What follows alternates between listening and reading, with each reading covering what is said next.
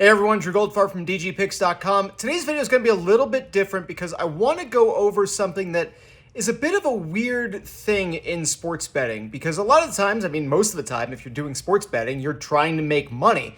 But sometimes, because this is sports, you have a rooting interest in a game or in a playoff series or something along those lines. So you may be looking at your favorite team and placing a bet on them. So how would I go about betting on my favorite team finding success in the postseason? Because for me, it is a little bit different. And the reason I say that is because if the Florida Panthers were to win the Stanley Cup this year, or if they'd won it last year, I was going to be happy about it regardless of whether or not I won a few $100s on top of it, right? So the outcome is the reward, at least for me, if I'm betting on a team like the Panthers finding postseason success.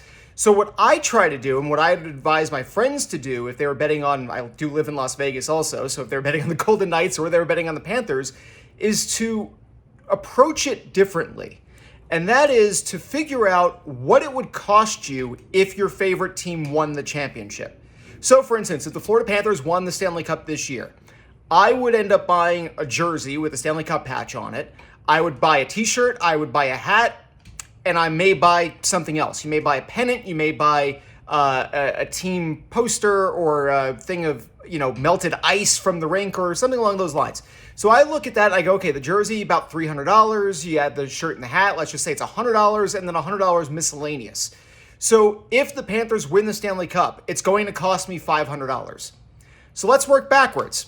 Right now at FanDuel, as I'm sitting here today on Monday afternoon, the Florida Panthers are plus 650 to win the Stanley Cup.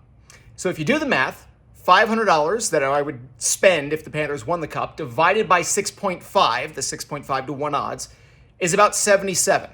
So if I bet $77 on the Panthers to win the Stanley Cup right now, all of my expenses, if they win the Cup, would be covered for free by the profit I would make off of the bet, because I would be paid $500. So that means I get to buy the jersey, I get to buy the hat, I get to buy the t-shirt, and it costs me nothing. There was no guilt involved in it. There was no, well, is this a little out of my price point? You've already accounted for it.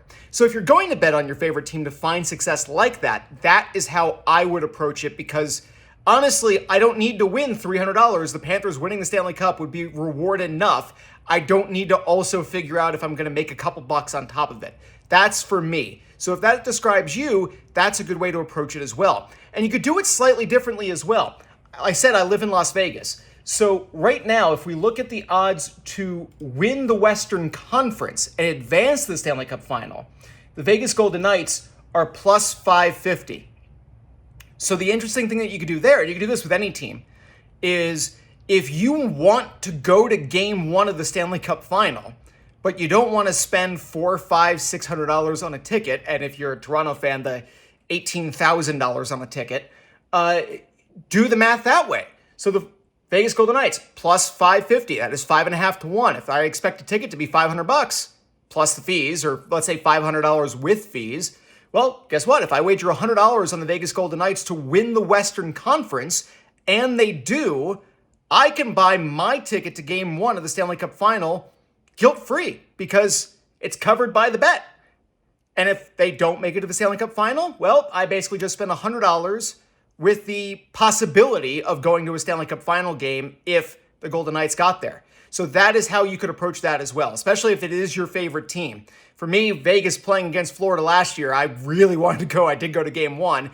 Really, I also had tickets for game 7, and I considered placing a bet after game 1 on the series needing 7 games. But the math didn't work out the way I wanted it to, where I felt like it would have been worth it to wager on that series going 7, where my game 7 ticket would have been free, thanks to it would have required a bet of about $150 after Vegas won game 1 last year. So those are ways that you can approach betting on your favorite team, where making money isn't necessarily the biggest profit or the biggest joy that you want to get out of a wager. That is how I would do it. Do you like that idea? Who is your team, and what odds are you seeing right now for them to win the Cup? Will you take the advice that I'm giving here? Let me know in the comments below. And hey, if you haven't already, start your 7-day free trial of dgpicks.com, where I'm doing plenty of breakdowns on the betting picks and odds throughout the Stanley Cup playoffs, as well as the Major League Baseball season, which, hey, we're only about a month into the season right now. So plenty more where that came from throughout the summer. See you there.